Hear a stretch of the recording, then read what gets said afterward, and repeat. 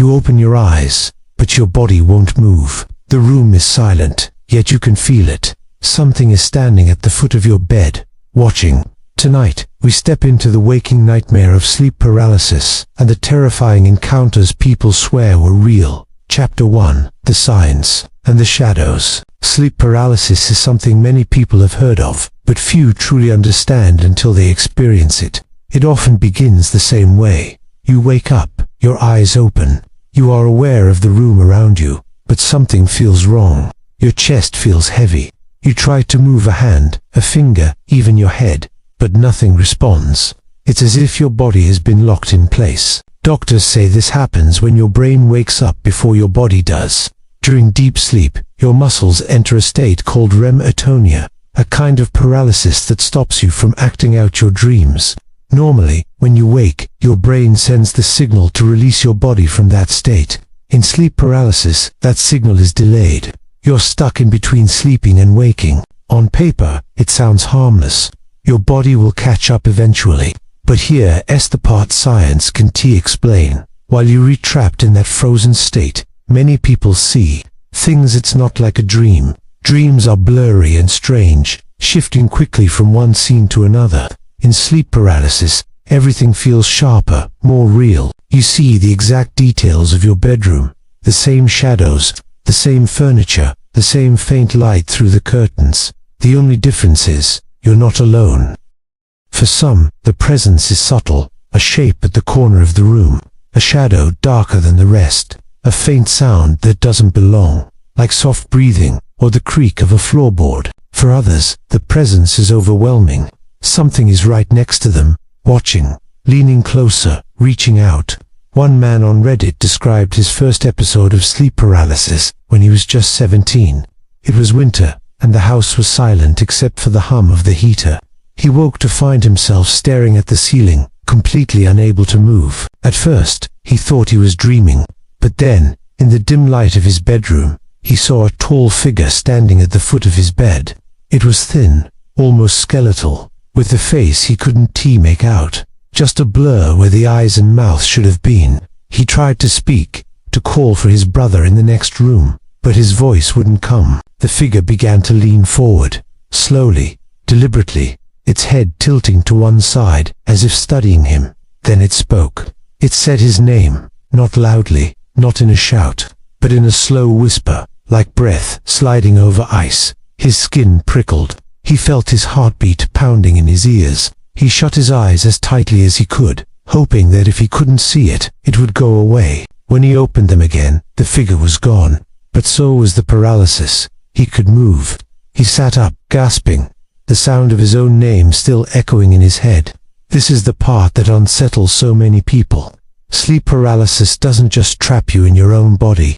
It shows you something that feels as real as waking life. You see your own bedroom, the same door, the same window, the same clock ticking on the wall, and then something impossible is there with you. Some scientists believe these visions are just the mind's way of processing fear. You wake up frozen, panic sets in, and the brain fills in the blanks with an image of danger. But if that's true, why do so many people see the same kinds of figures? Tall, shadowy silhouettes, faces without features, beings that lean close and whisper your name. Across cultures and centuries, the details repeat. And there's something else, the timing. Most people report that the figure appears within seconds of waking into paralysis. They don't imagine it after lying there for minutes. It's there almost immediately, as if it's been waiting. Another Reddit user told a story that still gives me chills. She had just moved into a new apartment. It was her first night there, and she was exhausted from unpacking. She fell asleep quickly. Sometime in the early morning, she woke to find herself lying on her back, unable to move. She saw her new bedroom exactly as it was, boxes stacked by the wall, her suitcase half open on the floor. But there was also a man standing in the corner. His head was tilted down, so she couldn't see his face. He wore dark clothes, and his hands hung stiffly at his sides. He didn't move, didn't speak. He just stood there. She tried to scream, but no sound came. Her eyes darted to the door, but it was closed. When she looked back, the man had taken a step closer, then another. Her breath quickened. She shut her eyes and prayed to wake up. When she opened them, the room was empty. She could move again. She didn't sleep for the rest of the night. In fact, she slept with the light on for weeks after. She still remembers the way her heart raced, and the sound, or rather, the absence of sound, that filled the room. No traffic outside, no hum from the refrigerator, just silence, and the sense that she had not been alone. These stories repeat across thousands of accounts. They're not dreams. They're not stories people tell after drinking too much or trying to scare each other around a campfire. They're quiet, private moments when someone wakes in their own bed, a place meant to be safe, and finds something impossible standing over them. The science says your mind is playing tricks. That's the easy answer. But when you've felt that presence, when you've heard it speak your name, you're left with a question no research paper can erase. Was it just in your head, or was it something else, waiting in the shadows until you woke and could see it? Chapter 2. The Old Woman Who Sits on Your Chest. There's a figure that has haunted sleep paralysis stories for centuries. She appears in paintings, old folk tales, and whispered warnings passed down through generations. In English, she's often called the hag. In other places, she's known as the nightmare, the old witch, or simply, the old woman. She doesn't just stand in the corner. She doesn't watch from the doorway. She comes closer. She climbs onto your bed, and she sits on your chest. The weight is the first thing you feel. Your breath shortens, each inhale harder than the last. You try to move, to shove her off, but your arms won't respond. Your legs are dead weight beneath the blanket. Your heart pounds so hard it feels like it might break your ribs. And then you see her. Her skin is pale, almost gray. Her hair hangs in thin, tangled strands around her face. Her eyes sunken with dark circles beneath them, as if she hasn't slept in decades. She smells faintly of damp earth, or old clothes that have been shut away too long. And her hands, long, bony fingers with yellow nails, press down on your chest with inhuman strength. One Reddit user from Ontario described his first encounter with her when he was 19. He had been up late studying, fell asleep in his bed, and woke in the middle of the night, unable to move. At first, he thought it was just a bad dream, but then he felt the pressure, heavy, crushing. When his eyes focused, he saw her sitting directly on top of him, her knees pressing into his ribs. She leaned forward until her face was inches from his. He could see the cracks in her lips when she smiled, a slow, deliberate smile that revealed teeth worn down and jagged. She didn't speak. She didn't have to. Her eyes stayed locked on his, unblinking, as if she was studying him, deciding something. His vision began to blur from lack of air. The edges of the room darkened. He thought he might pass out. Then, just as suddenly as she had appeared, she was gone. The weight lifted. His body jolted as he gasped for breath, sitting up so quickly he nearly fell out of bed. He didn't go back to sleep that night, and in the years since, he says he's had sleep paralysis several times, but never with her. Once was enough. The hag isn't a new invention of the internet. Stories about her go back hundreds of years. In Newfoundland, Canada, they call it the old hag, and the experience is so common that locals use the phrase hagged to describe waking up with that crushing weight on the chest. In parts of Europe, she's tied to myths about witches visiting people in the night. In Scandinavia, she's linked to the Mara, an evil spirit that rides a sleeping person until they wake, choking for air. Even in Japan, there is a term for it, kanashibari, and drawings from centuries ago depict a shadowy old woman kneeling on the chest of a paralyzed sleeper. The details change slightly from place to place, but the pattern remains the same. An old woman, pressing down, stealing your breath. Another Reddit account from a woman in British Columbia stands out. She had just returned from a long flight overseas and was struggling with jet lag. One night, she lay in bed, half awake, when the paralysis hit. At first, she noticed only the sound, a faint, wheezing breath somewhere in the room. Her eyes moved, scanning the shadows, and then she saw her. The old woman was crouched at the foot of the bed, her hands gripping the blanket. Slowly, she crawled forward. The woman could feel each shift in weight as the figure moved closer. When the old woman reached her chest, she didn't just press down. She leaned forward until her forehead touched the woman's, her eyes wide and unblinking. Her breath smelled of rot. The woman tried to scream, but no sound came. Her vision started to tunnel. She could hear her own pulse pounding in her ears. Then, in one sharp instant, she was free. She bolted upright, gasping for air, her chest aching as if she had been holding her breath for minutes. What unsettled her most wasn't the sight of the old woman. It was the physical feeling. The mattress still had an indentation, as though something heavy had just been there. Skeptics will say this is nothing more than the mind inventing an image to match the sensation of muscle paralysis and shortness of breath, a hallucination brought on by the body's own stress response. But the similarities across cultures, across centuries, are difficult to ignore. Why an old woman? Why the weight on the chest? Why the unblinking stare? Some folklorists believe the hag is the personification of the suffocating sensation that comes with sleep paralysis. Others suggest she's a remnant of ancient fears, a symbol of vulnerability when we sleep.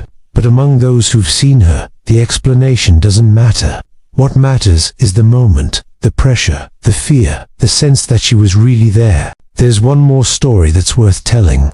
A man in Montreal claimed that during one episode, he felt the old woman's hands wrap around his throat. Her grip tightened, and in a rasping whisper, she said, "Not yet." He woke seconds later, gasping, his neck aching as if something had been pressing against it. It's stories like his that blur the line between science and superstition. If this is just a dream, why does it feel so real? Why do so many people wake with aching chests, sore throats, or the lingering smell of something that shouldn't be there? Maybe the old woman is nothing more than a shared illusion, a trick of the brain in a vulnerable moment. Or maybe she's something older, something patient, something that has always known how to find us in our sleep. And if you wake in the night, your chest heavy and your breath shallow, you might want to keep your eyes closed, because if you open them, she'll know you can see her. Chapter 3, The Shadow in the Corner. There's something about the corner of a dark room that unsettles people. Even in waking life, our eyes are drawn to those places where light fades and shapes blur. Our brains try to fill in what we can't see. In sleep paralysis, the corners become more than empty space. They become hiding places. Many people report the same vision. A tall shadow-like figure, standing perfectly still, half lost in darkness. It has no face, no detail, just a silhouette, darker than the shadows around it. At first, it doesn't move, it only watches. One man from Toronto shared his story on Reddit. He had fallen asleep on the couch after a late night of gaming. When he awoke, the TV screen was black, the room silent. He couldn't move, his body felt locked in place. That's when he saw it. In the far corner of the room, where the hallway met the living room wall, stood a figure. It was tall, much taller than any person he knew, with a head that nearly brushed the ceiling. Its shoulders were narrow, its arms long enough that its fingertips hung almost to its knees. There were no eyes, no mouth, no features at all. It didn't breathe, it didn't sway. It simply stood there, as if it had been waiting for him to wake. The man tried to convince himself it was just a shadow from the coat rack, or the outline of furniture. But the longer he stared, the more he realized the darkness was shaped wrong. It wasn't static. The edges of the figure seemed to ripple, like heat waves rising from asphalt. Then, it moved, not quickly, not with any sound. It took a slow step forward, and somehow, the room felt smaller. His heartbeat grew louder in his ears. He wanted to close his eyes, but he was terrified that if he looked away, it would be closer when he opened them again. Another step. The shadow was halfway across the room now, its arms hanging stiffly at its sides. There was no face to focus on, yet he felt its attention fixed on him. Cold, heavy, unblinking, and then, in one moment, it was gone. The paralysis lifted. He sat up, gasping, looking around the empty living room. The corner was just a corner again. But even now, years later, he says he avoids sleeping in that room. The shadow in the corner is one of the most common visions reported during sleep paralysis. Researchers call it the intruder hallucination, a feeling that someone else is in the room, paired with the sight of a dark, human-like shape. But some details don't fit neatly into science. People who've never met, who live in completely different parts of the world, often describe the figure the same way. Unusually tall, with long limbs, and a presence that feels deeply wrong. A woman from Alberta described her first encounter when she was only 14. Her bed faced the closet door, which her parents always told her to keep closed. That night, she forgot. She woke in the middle of the night, frozen. Her room was dim, lit only by the glow of a street lamp outside. In the open closet doorway, she saw it, a figure made of pure shadow, standing so still it looked carved from the darkness itself. She wanted to scream for her mother, but no sound came. The figure didn't move at first. Then, as she stared, it began to slide forward. It didn't walk. Its movement was silent, gliding, as if its feet never touched the ground. It stopped at the foot of her bed. She could see no eyes, yet she knew it was looking at her. She tried to shut her eyes, but something inside her screamed not to lose sight of it. She didn't blink until the paralysis finally broke, and she bolted upright. The closet door was still open. The corner was empty. Theories about the shadow varied. Some say it's just the mind's interpretation of vague shapes in the dark, amplified by fear. Others believe it's a product of the brain's fight or flight response, a warning signal misfiring during the half-waking state. But among those who've seen it, there's another idea. What if the shadow isn't just a hallucination? What if it's something real, and sleep paralysis is the moment you catch it standing in the open? One man from Nova Scotia described seeing the shadow not once, but 3 nights in a row. The first night, it stayed in the corner. The second night, it reached the side of his bed. On the third night, it leaned so close he could feel cold air against his cheek. That was the last time he saw it. But he still wonders why it stopped. Sometimes, the shadow doesn't even move toward the sleeper. Sometimes it's the waiting that's worst. A college student from Vancouver told of waking in paralysis to see a dark figure crouched in the far corner of her room. It was small, no taller than a child, but its limbs were too long, bent at unnatural angles. It didn't approach. It didn't speak. It just stayed in the shadows, tilting its head from side to side like a curious animal. She lay there for what felt like hours, her muscles locked, her breathing shallow. She said she almost wished it would come closer, just to end the waiting. But when she finally broke free, the corner was empty, and yet, she swears she saw movement in the hallway mirror as she got out of bed. What makes the shadow figure so unsettling is its simplicity. No face, no sound, no clear identity. Just a shape that shouldn't be there. It's not the exaggerated monster of a nightmare. It's something quiet, patient, something that watches without the need to speak. And in the stillness of sleep paralysis, where every second feels stretched, that silence is louder than any scream. Some who've seen it say they feel an immediate, instinctive dread, a certainty that if the shadow reaches them, something irreversible will happen. No one can say what. No one wants to find out. So they lie frozen, eyes locked on the darkness in the corner, counting the seconds until they wake, hoping the shadow stays where it is, because if it doesn't, there's no telling what will happen next. Chapter 4. When the room comes alive. Most people think of sleep paralysis as something that happens inside the mind, a dream you can wake from, a hallucination born from a half-conscious brain. But sometimes, the paralysis doesn't feel contained to the mind at all. It bleeds into the room around you, and when that happens, it feels less like a dream, and more like the walls themselves have decided to breathe. It often begins subtly, a sound you're sure you couldn't have imagined. The creak of floorboards, a faint shuffle across the carpet, the soft rustle of fabric, too deliberate, too real, to be the mind's invention.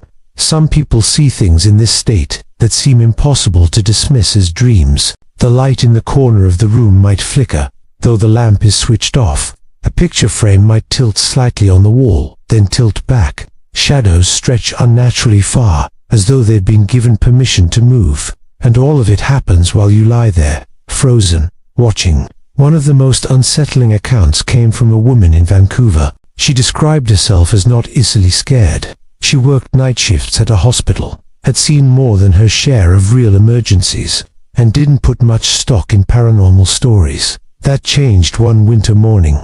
She had come home just after sunrise. The sky outside was a pale, clouded gray, and the room was still cold from the night. She drew the curtains, climbed into bed, and expected the quick, deep sleep that always follows a long shift. Instead, she found herself in the familiar grip of paralysis. Her eyes opened to the dim light filtering through the curtains. Everything in the room was exactly as it should be. Her dresser by the window, her nightstand beside the bed, the closed closet door in the corner. But then, the door began to move. At first, it was just the faintest tremor, like it had been nudged from inside. Then it began to swing open, slowly, smoothly, no sound of hinges, just a silent glide until the darkness inside the closet yawned open. She tried to tell herself it was a dream, that she was imagining it, but then she saw it, a hand. It was pale, so pale it seemed almost colorless, as though it had been drained of blood. The fingers were long, jointed in sharp angles, the nails dull but thick. It gripped the edge of the doorframe, curling around it with slow precision, and then it began to push the door wider. Her breath caught in her throat. She could feel her heartbeat hammering against her ribs, but she could not move, could not look away. The hand slid forward until half the forearm was visible, thin and impossibly still, like it was waiting for her to acknowledge it. And then she blinked. Just once, the paralysis broke. She shot upright in bed, gasping for air. Her eyes darted to the closet. The door was shut, tightly shut. She got up, crossed the room, and pulled it open. Inside were her clothes, her shoes, the boxes she'd stacked months earlier. Nothing out of place, nothing that could have opened the door. She told herself it was a hallucination, the product of an exhausted mind. But even as she said it, she couldn't shake the detail that bothered her most. In her dream, if it was a dream, she had seen the door from the exact angle. She would see it while lying in bed awake. The light had been the same. The shadows had fallen exactly as they did now. It had felt real. This is where sleep paralysis becomes especially unsettling. When the dream doesn't feel like a dream at all. When what you see matches the real room, down to the smallest detail. When you could swear you were awake, even as something impossible unfolded in front of you. Some researchers call this a false awakening. The brain simulates the waking world with perfect accuracy, and then adds elements, footsteps, whispers, moving objects, that the mind accepts as reality. But what if the brain isn't inventing those details? What if it's perceiving something that's really there? Consider this. During paralysis, your senses are heightened. Your brain is alert, but your body is still in the deep state of sleep. It is a strange overlap. Your mind is awake in a body that cannot act. Could this state allow you to notice things you wouldn't otherwise see? Things that are always there, but hidden from the fully conscious mind. The woman from Vancouver has not had another episode like that since, but she still avoids sleeping with the closet door closed. When asked why, she says she doesn't want to give anything a place to hide. She insists she doesn't believe in ghosts. She doesn't believe in anything supernatural. But when she talks about that morning, her voice always lowers, as though she's afraid the room might be listening. The line between dream and reality is thinner than we think. Most of us stay safely on one side of it. But in sleep paralysis, that line blurs, and when it does, the room around you might come alive.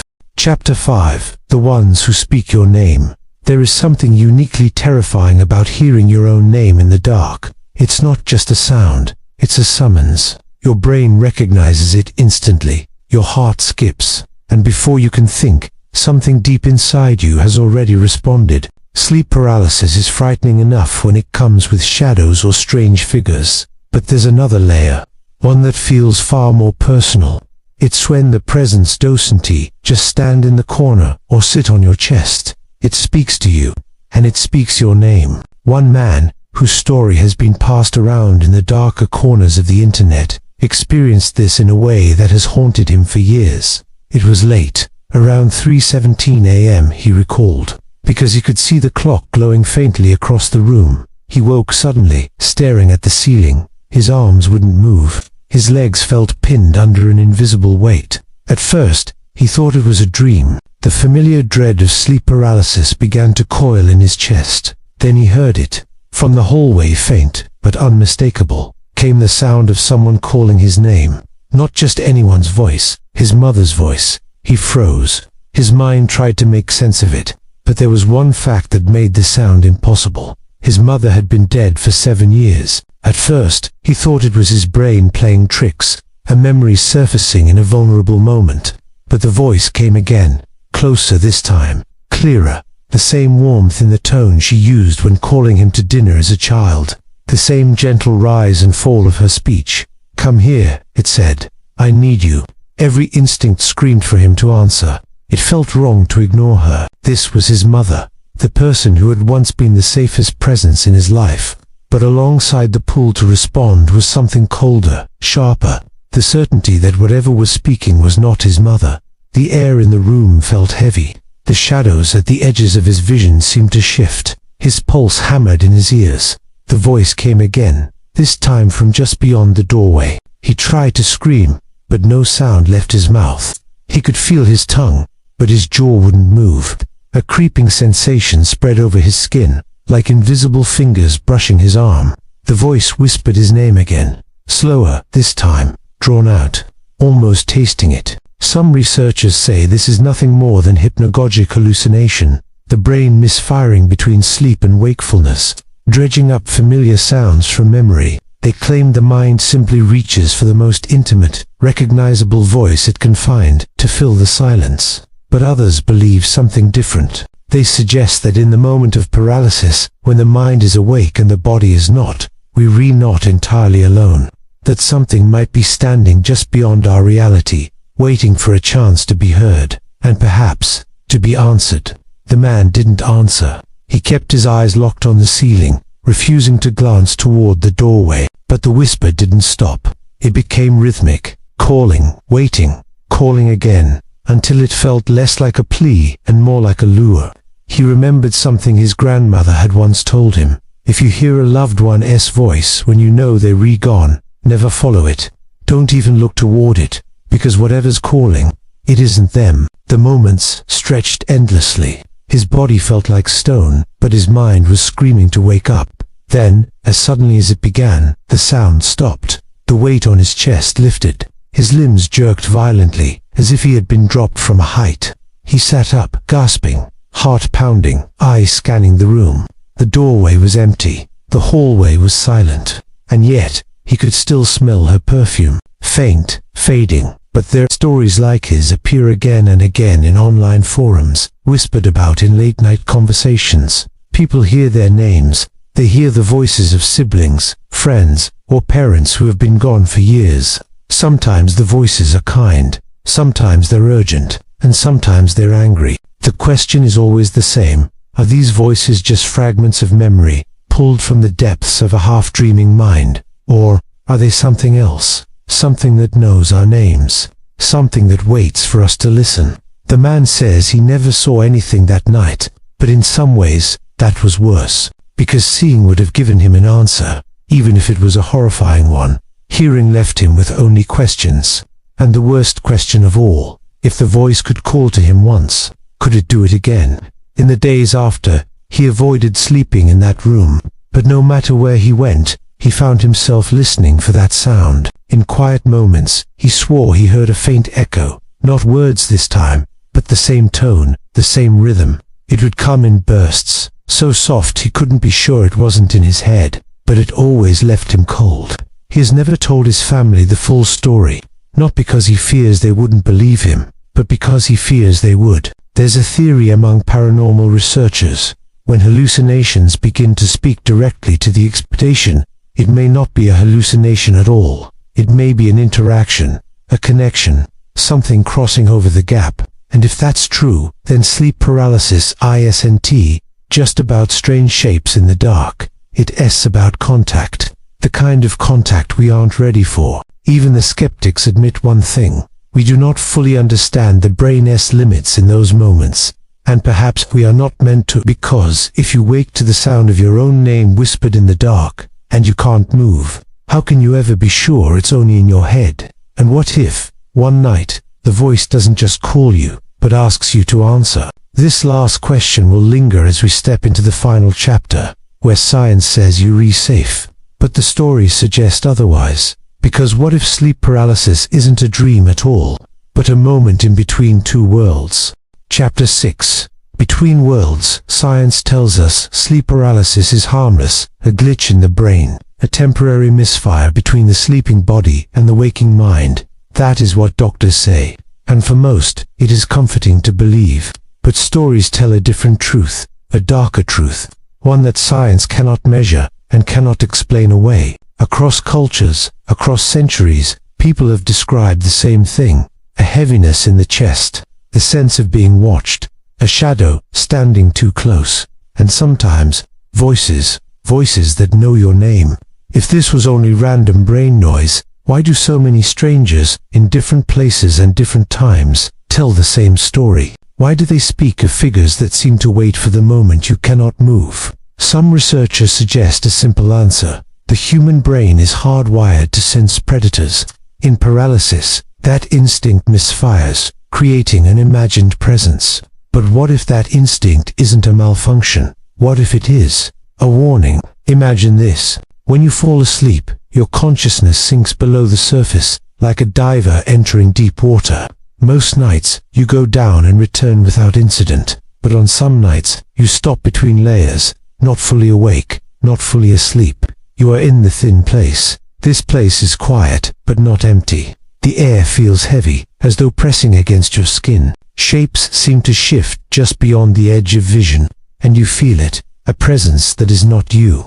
People who have been there say it is like standing in a hallway between two locked doors. One door leads back to your body, the other opens to somewhere else, somewhere that is not meant for the living. Science calls it REM intrusion. Folklore calls it the veil. In both, the danger is the same. You are visible. Something on the other side can see you, and may decide to come closer.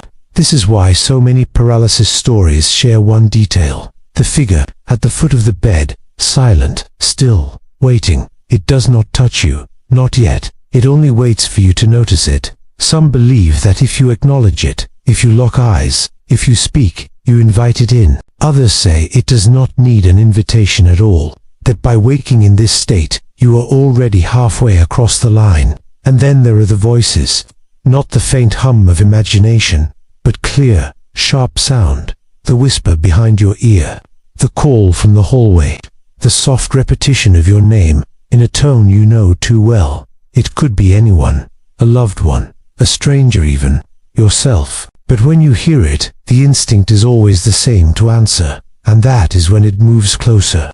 Think of all the stories you've heard tonight, the shadows that lean over your bed, the touch that freezes your breath, the footsteps you cannot escape. What if they are not just phantoms of the mind? What if they are inhabitants of that thin place, reaching through the gap when you drift between worlds? Here is the part no one wants to hear. The more you experience paralysis, the easier it becomes for you to return to that place. Some even learn to slip into it willingly, mistaking curiosity for control. But every visit is a risk. Every second you spend there, the other side spends watching you back. Science says your heart will keep beating, your lungs will keep working, your body will remain safe. But safety is not the same as escape.